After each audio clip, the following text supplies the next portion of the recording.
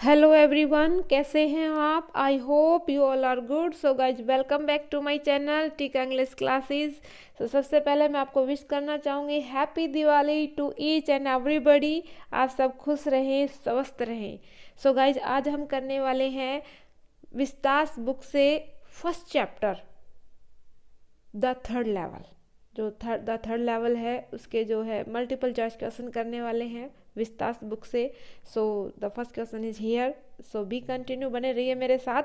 और जो चैनल पे नए हैं वो चैनल को सब्सक्राइब कर दीजिए, वीडियो को लाइक कर दीजिए ताकि सही समय पर आप तक नोटिफिकेशन पहुंचता रहे। वीडियो को अंत तक जरूर देखें। So guys, the first question is here, who is the author of the third level? So the author of the third level is Jack Finney. So right answer is here option number D. Jack Finney is the author of the third level. Next question है question number second. What was Jack's full name? जो Jack Finney का जो Jack नाम से अगर उसको address किया जाए तो उसका फुल नेम क्या होगा? तो फुल नेम क्या है इसका? So right option is question number second का जो राइट ऑप्शन है option number A, Walter Braden Jack Finney. जो शॉर्टकट में जैक फिनी है और इसका जो फुल नेम है वो है Walter Braden Jack Finney. So right option is A. So next question, question number third, why was the author renamed? कहते हैं जो ऑथर उसका नाम रीनेम्ड क्यों किया गया? नेम्ड होता है नाम रखना और रीनेम्ड नाम बदल देना। नाम क्यों बदला गया था उसका? What was the reason behind it? इसके पीछे कारण क्या था? So right option is C. Question number third का जो राइट ऑप्शन है सी है, टू ऑनर हिज मदर। अपनी माता को सम्मान देने के वास्ते उसने क्या किया था? अपना नाम बदल दिया था। So next question is here, question number four. चलते हैं क्वेश्चन नंबर फोर पे। What are the author's best known works? जो ऑथर के जितने भी उन्होंने अपने काम किया है, जितने भी उन्होंने कुछ किताबें लिखी हैं और चाहे प्रोज से पोइट्री से किसी से रिलेटेड है, तो उसमें सबसे बेस्ट वर्क कौन सा है उनका? So right option is here option number D. जो चौथे का आंसर है option number D, science fiction and thrillers. ये जो है इसका सबसे बेस्ट वर्क है। नेक्स्ट क्वेश्चन है, what is the meaning of working dream with fulfilment? अब वर्किंग ड्रीम विथ फुलफिलमेंट का होता है खुली आंखों से सपन देखना।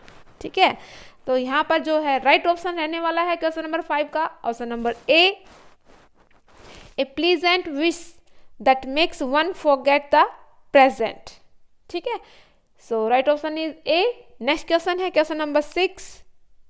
क्वेश्चन नंबर 6 देखिए, what is the theme of the lesson? जो द थर्ड लेवल है उसका जो है थीम अगर पूछ लिया जाए तो थीम क्या होगा? सो राइट ऑप्शन हियर, यहाँ पर जो राइट ऑप्शन रहने वाला है वो है ऑप्शन नंबर क्वेश्चन नंबर 6 का option number A. So human tendency of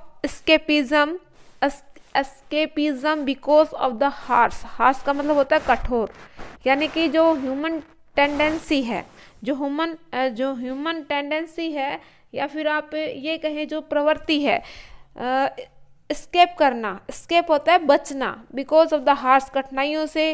harsh होता है कर्कश, यानी कि इंसान अपने जो मेंटली प्रेशर है उससे जो बचता है उससे रिलेटेड ये क्या हो जाएगा? सो राइट ऑप्शन इज ए। इस 6 का जो राइट ऑप्शन रहने वाला है ऑप्शन नंबर ए है। नेक्स्ट क्वेश्चन देखिए, next question is here. So the next question is question number 7। Question number 7 है,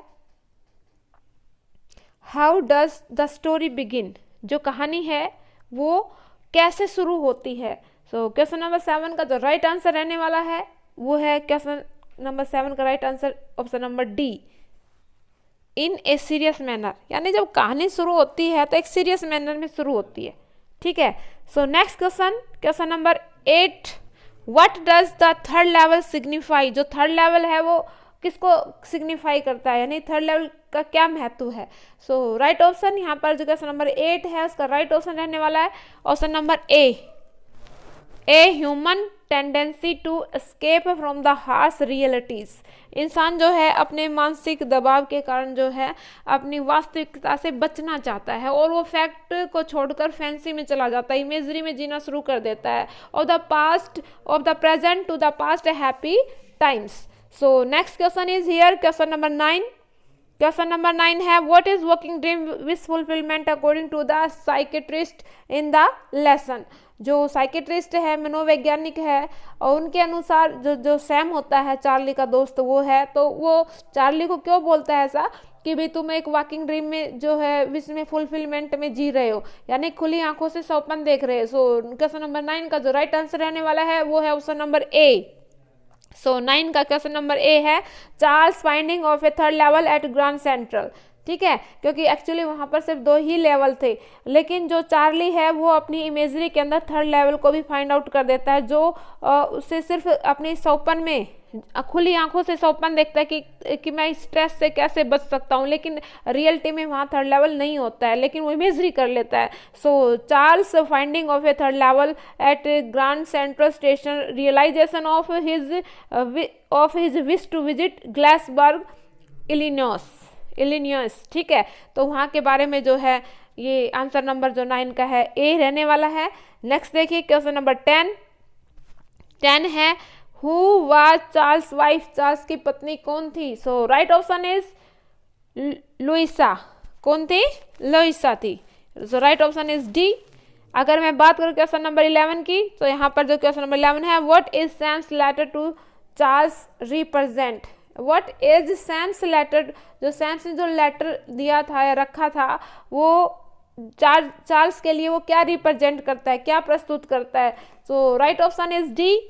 वो प्रस्तुत करता है a blend of reality with fantasy, या फैंटेसी होती है इमेजरी, जिसके अंदर ब्लेंड होता है, एक मिश्रण होता है किसका, कल्पना का और वास्तविकता का। ठीक है, तो कभी स्टार्टिंग में तो हमें ये जो चैप्टर को पढ़ते हैं तो ऐसा लगता है कि जैसे बड़ी सीरियस कहानी है, लेकिन बाद में काफ़ी इंटरेस्टिंग बन जाती है ये, अगर इसकी कंसेप्ट को अच्छे से समझ में आ जाए। और मैंने इसीलिए आपको इसको वर्ड टू वर्ड एक्सप्लेन भी करवा रखा है, इससे पहले वीडियो बना रखी है, आप मेरे चैनल पर विजिट करिए, वहाँ देखिए आपको एक एक वर्ड को, एक एक लाइन को अच्छे से समझा रखा है हिंदी और इंग्लिश लैंग्वेज का यूज करते हुए।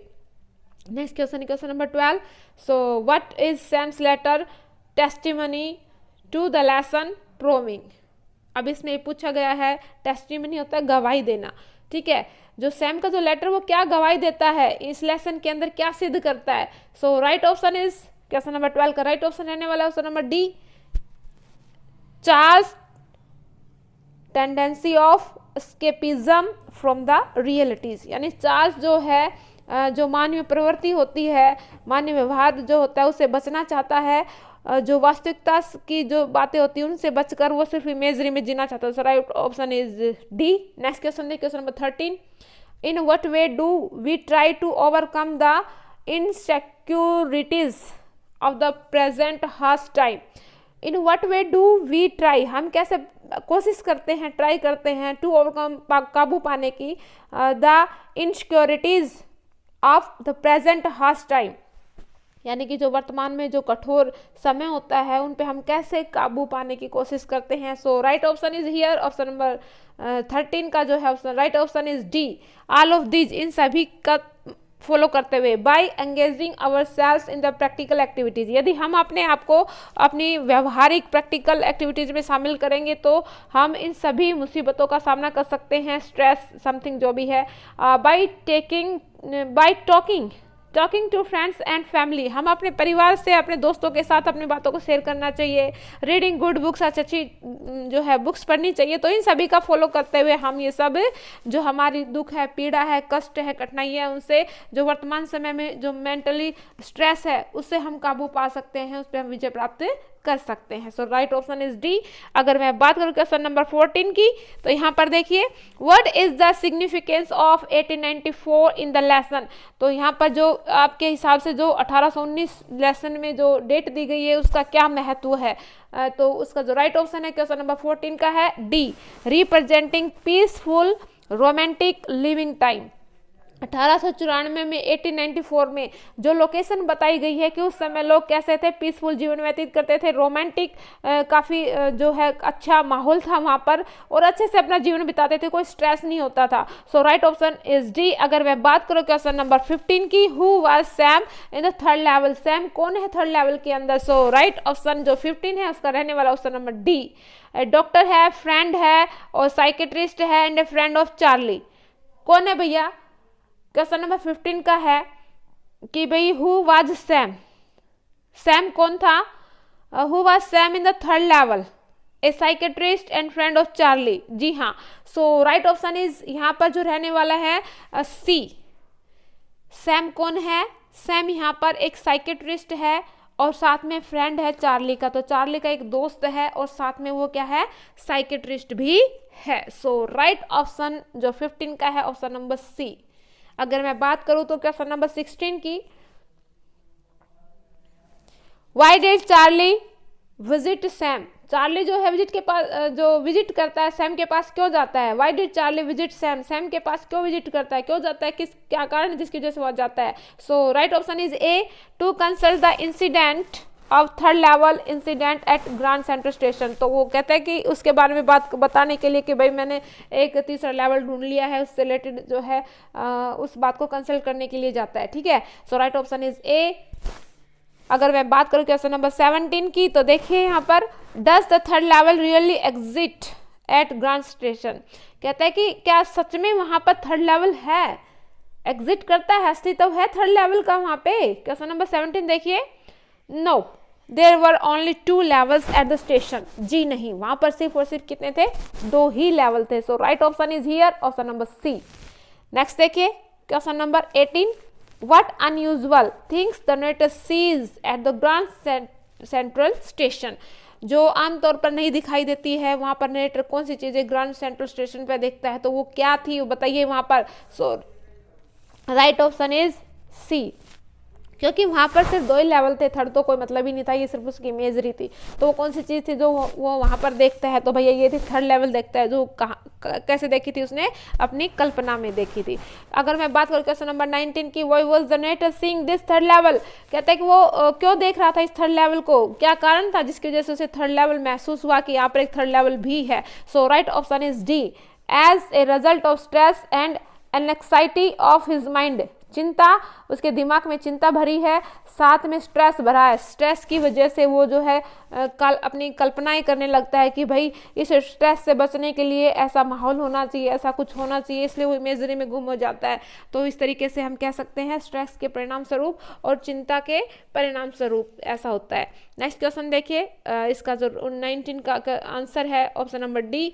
अगर मैं बात करूँ क्वेश्चन नंबर 20 की, What does the psychiatrist explain to Charlie, जो उसका मित्र है, जो एक मनोवैज्ञानिक है और जो मन को पढ़ने वाला है, मन की जो उसने माइंड की जो स्टडी करने वाला बंदा होता है कि इसके व्यवहार कैसा है, ये क्या है, इस तरीके से, तो वो चार्ली को क्या एक्सप्लेन करने के लिए कहता है, what does the psychiatrist explain to Charlie, को क्या एक्सप्लेन करता है। So right option is here question number 20 का जो राइट ऑप्शन रहने वाला है D, that it was the result of stress and anxiety of his mind. उसने कहा कि ये सब जो हो रहा है ना तुम्हारे साथ, ये किसकी वजह से है, स्ट्रेस और चिंता की वजह से है। So right option is D. Next देखिए question number 21, how did Charlie reach the third level, कैसे पहुंचता है चार्ली वहां पर।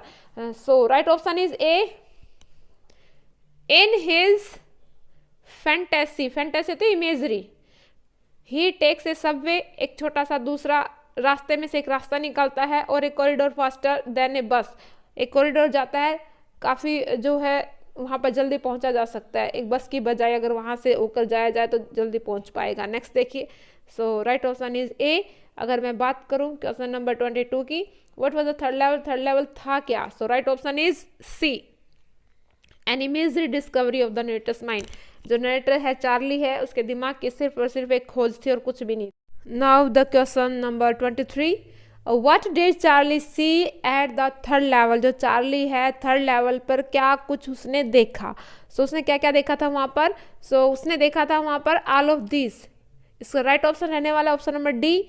वहाँ पर जो फ्लिकरिंग गैस लाइट्स उसने वहाँ पर देखी थी, और पीपल विद फनी मुस्टैक्स, जो एक अजीब सी मजाक जैसे कि जिस ऐसी मुच्छें थी जिनको देखकर हंसी आने लगे, तो वहाँ पर ये सब देखा था। और ब्रास स्पाइटून्स थे वहाँ पर, यानी कि जो ब्रास के बने हुए जिसपे पान वगैरह खाकर थूकते हैं वो स्पाइटून्स थे वहाँ पर। मैन वियरिंग ए टैन गैबरडाइन सूट और स्ट्रा, तो इस तरीके से लोग वहाँ पर कैसे कपड़े पहन रखे थे, कैसे सूट उन्होंने पहने हुए थे, और वो सारी यहाँ पर उसने देखा था। सो इसका राइट ऑप्शन रहने वाला ऑप्शन नंबर डी। अगर मैं बात करूँ क्वेश्चन नंबर 24 की, सो नेक्स्ट क्वेश्चन देखिए, why was Louisa Charlie's wife worried, जो चार्ली की पत्नी है वो चिंतित क्यों हो जाती है, क्या कारण था इसके पीछे। So right option is A, knowing the incident of third level, जब उसे पता चला कि उसका हस्बैंड जो है उसने थर्ड लेवल की खोज कर ली है। अगर रियलिटी में देखा जाए तो कोई भी थर्ड लेवल नहीं है, फिर भी कह रहा है कि भी थर्ड लेवल है। तो इस बात को लेकर वो चिंतित थी कि इसका दिमाग का जो बैलेंस कहीं डिगमिग तो नहीं गया, कहीं क्या दिक्कत हो गई है, मानसिक स्ट्रेस की वजह से ऐसी बहकी बहकी बातें कर रहा है कि थर्ड लेवल है, जबकि सबको पता है सिर्फ 2 ही लेवल है। तो इस बात से वो वरीड थी। So right option is A. अगर मैं बात करूँ क्वेश्चन नंबर 25 की, why does Charlie want to visit Galesburg, जो चार्ली है ग्लासबर्ग क्यों जाना चाहता है। So right option is A, to escape from the troublesome world, इस पीड़ाओं से, दुखों से, कष्टों से, समस्याओं से भरे संसार से छुटकारा पाने के लिए। ठीक है, नेक्स्ट देखिए question number 26, why do you think the third level was an escape for Charlie, आपको ऐसा क्यों लगता है, आप ऐसा क्यों सोचते हैं जो थर्ड लेवल है वो चार्ली के लिए एक तरीके से बचाव है, यानी कि बचना है। आपको ऐसा कि चार्ली जो है रियलिटी से बचना चाहता है, ऐसा आप क्यों समझते हैं। So right option is here 26 का जो राइट ऑप्शन है option number D, because it existed only in his fantasy and not in reality, क्योंकि ये सब जो घटित होता है, ये थर्ड लेवल की जो बातें अस्तित्व में आती हैं, ये सारी सिर्फ उसकी फैंटेसी हैं, यानी कि सिर्फ उसकी कल्पना है, उसकी इमेजरी है, रियलिटी नहीं है। ठीक है, so right option is D. Next देखिए question number 27, what is first day cover, ये फर्स्ट डे कवर क्या होता है भाई, इससे आप क्या समझते हैं। सो राइट ऑप्शन इज, यहाँ पर जो रहने वाला है वो right option is a new stamp gets the post mark and date, जब कोई नई स्टैम्प, पहली बार किसी जो नई स्टैम्प लगती है, जैसे कि सपोज करो कोई एनवलप है और वहाँ पर पहली बार उस पर कोई डेट मेंशन की गई हो और या फिर कोई स्टैम्प लगाई गई हो, that is called first day cover. ठीक है, a new stamp gets the post mark and date, that is called first day cover. So right option is A. अगर मैं बात करूँ 28 क्वेश्चन की, so 28 is here, how does the story interweaves fantasy and reality, कैसे दर्शाती है, कैसे ये ताना बाना बुनती है, किसका, फैक्ट और फैंसी का, रियलिटी का और इमेजरी का, आप कैसे कह सकते हो। सो राइट ऑप्शन इज 28 का रहने वाला ए। So right option here is A, for Charlie's tendency to treat harsh realities with his imagery third level, यानी कि जो कठोर जो क्या है रियलिटी है, सत्य है, उसको किस में चेंज कर देता है, अपनी इमेजरी में चेंज कर देता है, और उस रियलिटी से बचने के लिए वो अपनी कल्पना बना बैठता है, क्योंकि उसके माइंड पे काम का इतना प्रेशर आ जाता है जिसकी वजह से वो एक ऐसी जगह जाना चाहता है जहाँ कंफर्टेबल फील कर सके। तो वो रियलिटी में कहीं जा नहीं पा रहा है, तो वो सिर्फ और सिर्फ अपनी कल्पना में उस जगह पे पहुंच जाता है। ठीक है, so right answer is A. अगर मैं बात करूँ क्वेश्चन नंबर 29 की, तो देखिए, What specific difference did Charlie notice at the third level of the central station? कहते हैं कि वो क्या मुख्य डिफरेंस है, अंतर है, डिड चार्ली नोटिस, जो चार्ली ने नोटिस किया है द थर्ड लेवल पे, तो भाई क्या है वो, इसका राइट ऑप्शन रहने वाला option number B, everything was old style, जो वहाँ पर उस थर्ड लेवल पे जो भी चीज़ें देखी थी सारी पुराने स्टाइल की थी और स्मॉलर इन साइज में भी काफ़ी स्मॉल थी। So right option is B. अब क्वेश्चन नंबर 30 देखिए, where was Charlie ducked on Central Station? So right option is 30 का रहने वाला है C, into an arched door heading for subway। उसने यहाँ पर ये सब कहाँ देखा उसने, तो आर्क मतलब होता है, एक आर्क होती है ऐसे, जैसे सपोज करो एक तो हमारा ऐसे दरवाजा होता है, ठीक है, उस पर ये इस तरीके से दरवाजा लगा होता है, लेकिन आर्क ऊपर से कैसे होगी, ऐसे होगी।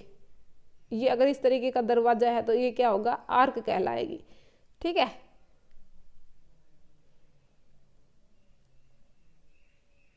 ये वाला जो पार्ट है इसको आर्क बोलते हैं। तो इसका राइट ऑप्शन रहने वाला है ऑप्शन नंबर सी। ठीक है, 30 का।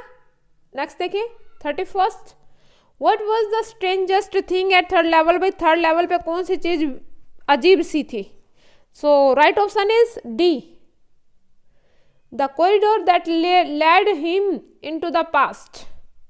वो दरवाजा, वो कॉरिडोर, वो बरामदा जिसमें से जो उसको आगे बढ़ाता है, कहाँ पर कहाँ लेके जाता है, पास्ट में ले जाता है, वो चीज विशेष थी वहां पर।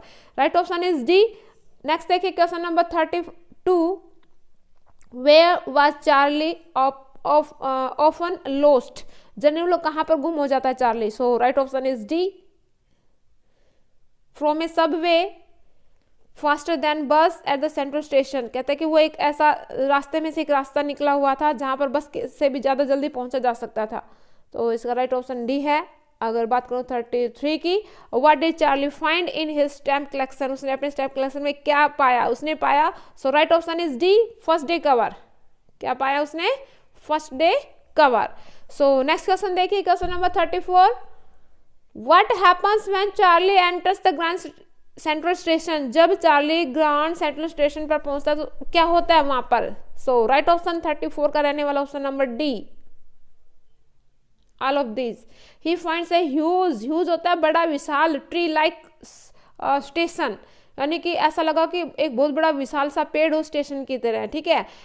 न्यू स्टेयरकेसेस हैं, कॉरिडोर्स हैं, टनल्स हैं, और ट्री कीप्स स्प्रेडिंग, स्प्रेडिंग होता है फैले हुए, इट्स रूट, जैसे कि पेड़ ने क्या फैला रखे हो, अपनी जड़ें फैला रखे, थ्रोइंग रूम्स एंड विंडोज, ठीक है। तो ये सारी चीजें वहां पर वो फाइंड आउट करता है, वो सारी चीजें उसे मिलती हैं। So right option is D.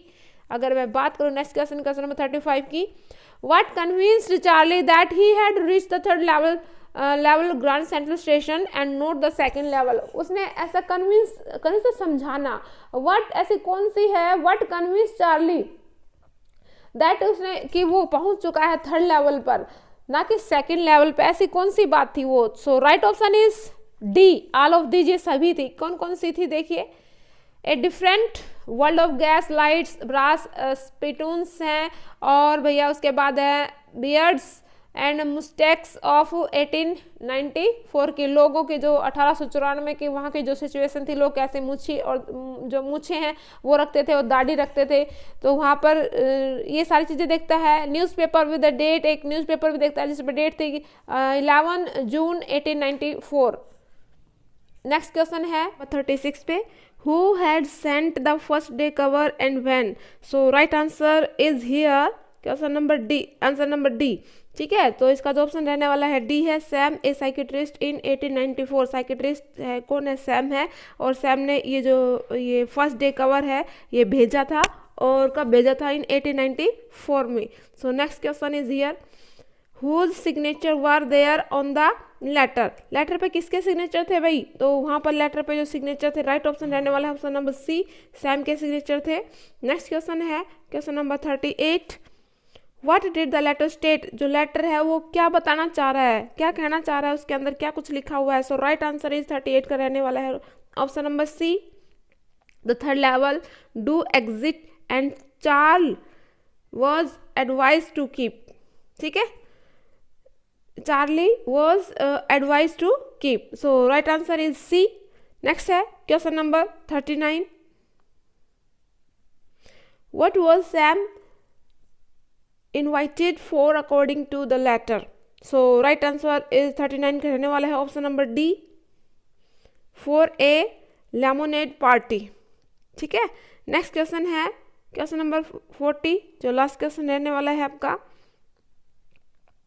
what kind of appearances people had at third level and why did the clerk refuse to accept money? कहते हैं कि वहाँ पर जो लोग वो कैसे नज़र आते हैं थर्ड लेवल पे, और जो क्लर्क होता है वहाँ पर वो एक्सेप्ट करने के लिए, मनी को एक्सेप्ट करने के लिए क्यों मना कर देता है? सो राइट आंसर यहाँ पर रहने वाला है 40 का, वो है ऑप्शन नंबर ए,